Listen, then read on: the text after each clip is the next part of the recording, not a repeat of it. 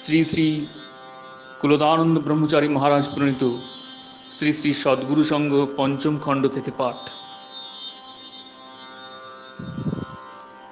ঠাকুর দর্শন, সঙ্গে থাকার অনুমতি।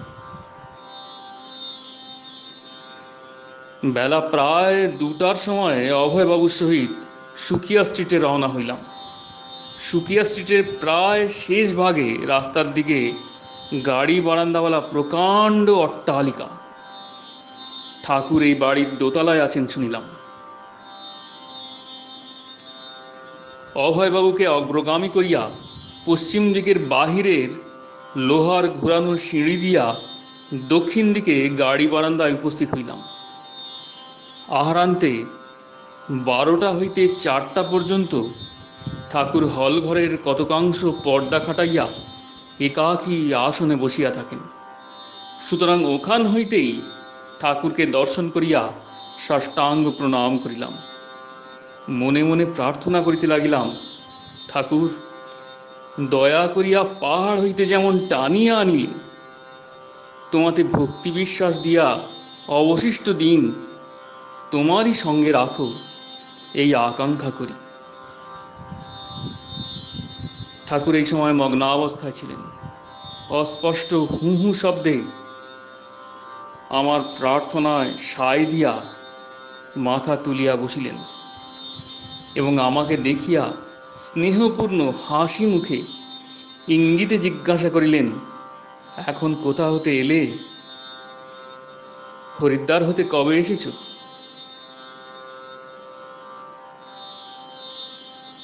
আজ আহার হয়েছে কি না? আমার আহার হয় নাই বলাতে ঠাকুর যোগজীবনকে ডাকিয়া বলিলেন, কিছু খাবার এনে দে।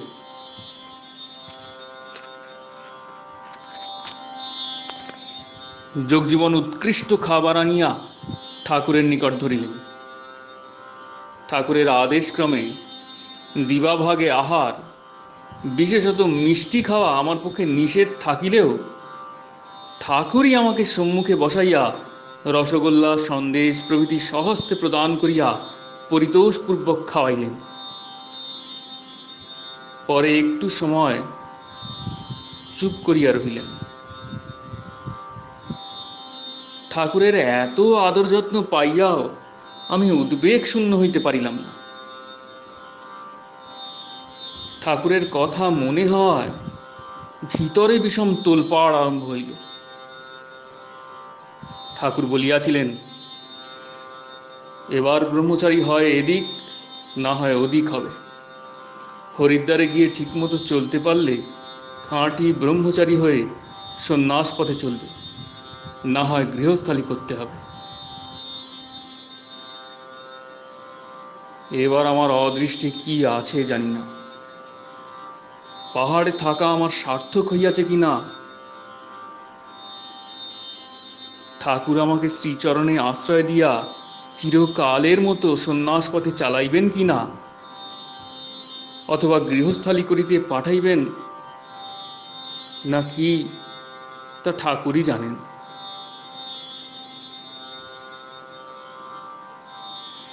এ বিষয়ে ঠাকুরের পরিষ্কার কথা না পাওয়া পর্যন্ত আর শান্তি নাই। আমি এ সকল ভাবিতেছি, এমন সময় ঠাকুর খাতায় লিখিয়া আমার হাতে দিলেন। আমি পড়িলাম, তোমাকে যে উদ্দেশ্যে পাহাড়ে পাঠানো হয়েছিল তা সফল হইয়াছে। এখন তুমি আমার সঙ্গে অথবা যেখানে ইচ্ছা থাকিতে পারো। আজই তুমি এখানে আসন আনিতে পারো। ঠাকুরের দয়া দেখিয়া আমার চক্ষে জল আসিল। ঠাকুর আমার শালগ্রামটি দেখিতে চাইলেন। আমি কণ্ঠ হইতে উহা খুলিয়া ঠাকুরকে দেখাইলাম।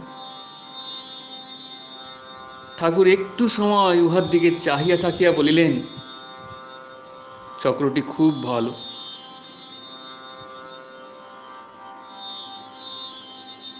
আমি আজই সুকিয়া স্ট্রিটে আসিব স্থির করিয়া ঠাকুরকে জানাইলাম এবং প্রণাম করিয়া অভয়বাবুর সঙ্গে তাহার বাসায় আসিলাম।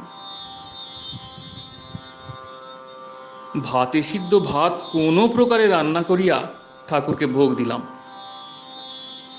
অপরাহ্ন 5টার সময়ে প্রসাদ পাইয়া ঝোলাঝুলি সহিত সুকিয়া স্ট্রিটে উপস্থিত হইলাম। 41 নম্বর বাড়ির পশ্চিম দিকের গলিপথে কয়েক ফুট উত্তর দিকে চলিয়া ঘুরানো লোহার সিঁড়ি পাইলাম। উপরে উঠিয়া পশ্চিম দিকে সরু বারান্দা দিয়া বাড়ির দক্ষিণে প্রকাণ্ড গাড়ি বারান্দায় উপস্থিত হইলাম। বাড়ির পশ্চিমের কোঠাখানা রাখালবাবুর বৈঠকখানা ঘর। উহার ভিতরে টেবিল চেয়ার সাজ সজ্জা আসবাব দেখিয়া অবাক হইলাম। এই বৈঠকখানা ঘরের সংলগ্ন পূর্ব দিকে উহা অপেক্ষা বড় একখানা হল রুম। ঠাকুর এই হল রুমের দক্ষিণ পূর্ব কোণে গাড়ি বারান্দায় যাওয়ার দরজায় 2-3 ফুট উত্তরে দেওয়াল ঘেঁষিয়া পশ্চিম মুখে আসন করিয়াছেন।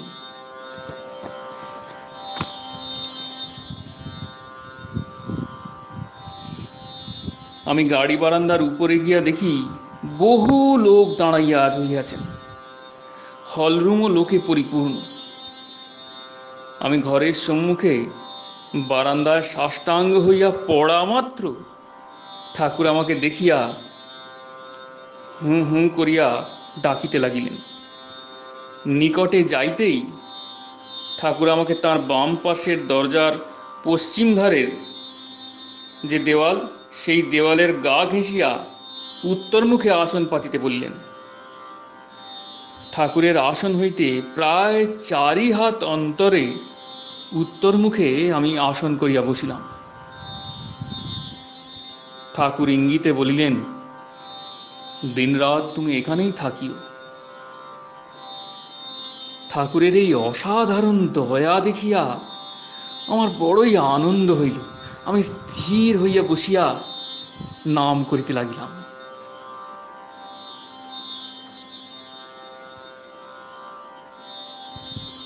পরলোক সম্বন্ধে কথা, গীতা ও ভাগবতের ধর্ম। আজ গুরুভ্রাতারা ঠাকুরকে পরলোক সম্বন্ধে জিজ্ঞাসা করিলেন। মৃত্যুর পরে সকলকেই কি এক স্থানে যাইতে হয়? মৃত বন্ধু বান্ধবরা কেহ পরলোকের পরিচয় দেন না কেন? ঠাকুর লিখিলেন, মানুষ যতদিন জীবিত থাকে পরলোক জানিতে ব্যাকুল হয়, পরলোকের কথা শুনে বলে, কিন্তু মরিয়া গেলে সে ব্যক্তি নিজের বন্ধুদের নিকট আসিয়া কোনো কথা বলিতে যত্ন করে না।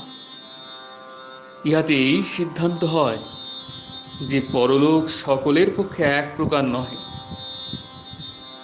ধার্মিক যিনি নানা কামনা করিয়া ধর্ম করিয়াছেন তাহার পরলোক এক, যিনি নিষ্কাম ধর্ম করিয়াছেন তাহার অন্য প্রকার। পাপী দিগের প্রকৃতি অনুসারে নানা প্রকার পরলোকের অবস্থা। এজন্য যাহারা পরলোকে যান সক্ষম হইলেও পৃথিবীর লোকদিগকে তাহা বলা প্রয়োজন মনে করেন না, বলিলেও কেহ বিশ্বাস করে না। প্রশ্ন, গীতার ধর্ম ও ভাগবতের ধর্ম কি এক? ইহাতে কি একই অবস্থা লাভ হয়? ঠাকুর লিখিলেন, ভগবদ গীতা ও শ্রীমদ্ ভাগবত এই দুইখানি গ্রন্থ উপনিষদের ভাষ্য স্বরূপ। গীতা এবং ভাগবতের প্রণালী মতো সাধন করিলে ঋষিদিগের প্রাণের কথা সত্যং জ্ঞানমনন্তং ব্রহ্ম প্রভৃতি বাক্যের সত্যতা প্রত্যক্ষ করা যায়, তাহাতে সন্দেহ নাই। ব্রহ্মের দুইটি ভাব, নিত্য এবং লীলা। নিত্য সাধন গীতা দ্বারা হয়, লীলা সাধন ভাগবত দ্বারা হয়।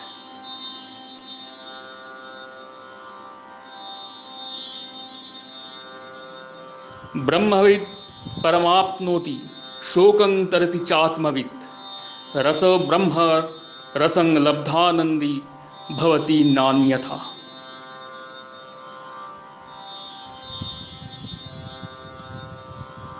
ব্রহ্মবিদ পরম পদ লাভ করেন, আত্মাবৎ শোক হইতে মুক্ত হন, রসস্বরূপ ব্রহ্মের রস লাভ করিয়া আনন্দিত হন। অন্য উপায়ে আনন্দ হয় না। ব্রহ্মজ্ঞান, যোগ, ভগবত তত্ত্ব এই তিন প্রকার সাধন ইহার অভ্যন্তরে।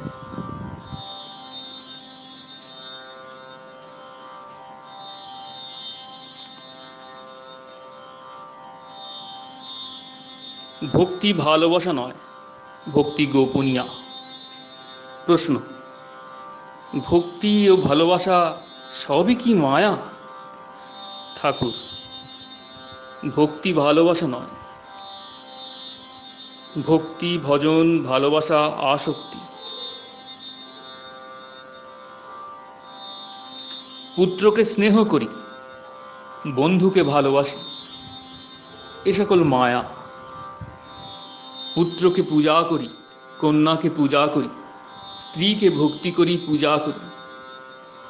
পূজা কি? ভগবানের পাদপদ্ম সেইভাবে পূজা করিলে ভক্তি, এসব মায়া নয়। প্রশ্ন: ভক্তি কি প্রকারে লাভ হয়? রক্ষাই বা কি প্রকারে করা যায়? ঠাকুর: ভক্তি সাধ্য সাধনায় হয় না, যাহার হয় সেই ধন্য। ভক্তিতে বিচার নাই। পুত্র ধুলিমাখা থাক আর পরিষ্কার থাক, পিতা অমনি তাকে কোলে তুলে নেন। পুত্র হওয়ার পূর্বে অপত্য স্নেহ কেমন কেহই বুঝে না। ভক্তি অহৈতুকী, ভালো মন্দ বিচার করেন না। ভক্তি, জ্ঞান, বৈরাগ্য তিনজন বৃদ্ধ ছিলেন। ভক্তি দেবী বৃন্দাবনে যাইয়া যুবতী হইলেন। জ্ঞান বৈরাগ্য বৃদ্ধই রহিলেন। ভক্তিকে কৃপণের ধনের ন্যায় গোপনে রাখিতে হইবে। শাস্ত্রকারেরা যুবতীর স্তনের সহিত উহার তুলনা করিয়া থাকেন। বালিকা মুক্ত দেহে ঘুরিয়া বেড়ায়, যুবতী হইলে স্তন বস্ত্র দ্বারা আচ্ছাদন করিবে। স্বামী ব্যতীত পিতা মাতা গুরুজন কেহ তাহা দেখিতে পান না। ভক্তিও তদ্রূপ। ভগবান ব্যতীত সকলেরই নিকট সন্তর্পণে গোপনে রক্ষণীয়া। প্রথম প্রথম যখন ভাবের উচ্ছ্বাস আরম্ভ হইল, একটু চক্ষু দিয়া জল পড়িতে লাগিল, তখন ভাবিতাম লোকে দেখুক। পরে দেখি ইহা কি করিয়া গোপন করিব। তখন ইহা হৃদয়ের নিভৃত স্থানে গোপন করিতে ইচ্ছা হইত। ভক্তি গোপনীয়া। কবিরাজ গোস্বামী বলিয়াছেন, প্রতিষ্ঠা সুকরি বিষ্ঠা।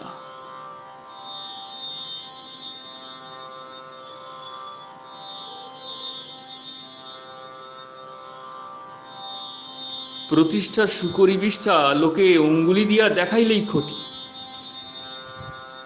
যেমন কোনো বৃক্ষে ফল ধরিলে কালো হাঁড়িতে চুনের দাগ দিয়া অথবা খড়ের মানুষ দিয়া রাখে, সেই রকম সাধনের অবস্থা লাভ হইলে বালক, উন্মত্ত ও পিশাচবৎ আবরণ দিয়া রাখিতে হয়। ইহা অপেক্ষা একজন যদি গালাগালি দেয়, তাহাতেও উপকার হয়। ভাব ইত্যাদি চেপে রাখাই ভালো। খুব চেষ্টা করিতে হইবে, না পারিলে নিরুপায়।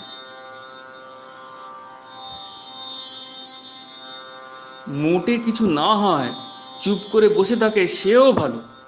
কিন্তু কিছু হয়ে অহংকার হইলেই সর্বনাশ। কুকুর বানরকে লাই দিলেই ঘাড়ে চড়বে। আশা মাত্রই যদি শাসন করা যায়, তবে দূরে গিয়ে বসে থাকে। কিছু খাবার দিলে তো খেলে।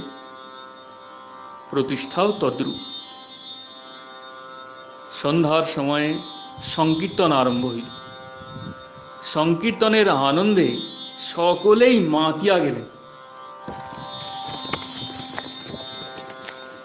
ঠাকুর নির্বাত প্রদীপের মতো একইভাবে সমাধিস্থ।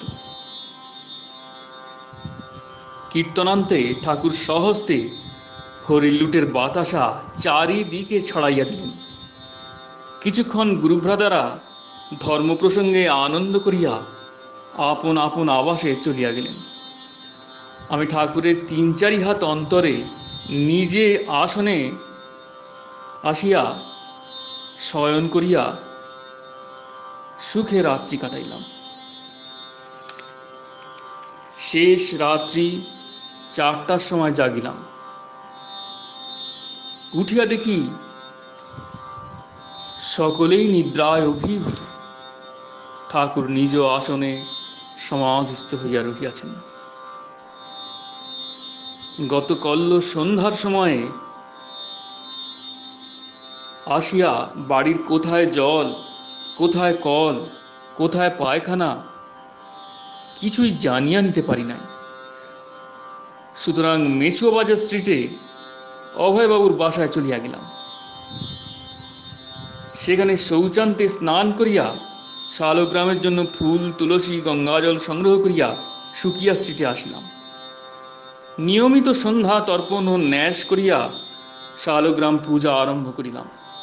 বেলা ৯টা হইতে ৩টা পর্যন্ত শালগ্রামকে গঙ্গাজল, তুলসীপত্র অর্পণ করিলাম। ঠাকুরের নিকটে বসিয়া শালগ্রাম পূজার বড়ই আনন্দ পাইলাম। ৩:৩০টার সময় অভয়বাবুর বাড়ি যাইয়া ভিক্ষান্ন রান্না করিয়া শালগ্রামকে ভোগ দিলাম।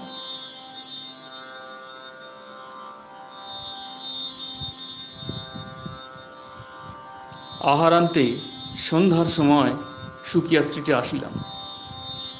দর্শনার্থী বহু লোক ঠাকুরের আসন ঘর, হলরুমটি পরিপূর্ণ করিয়া রহিয়াছে দেখিলাম।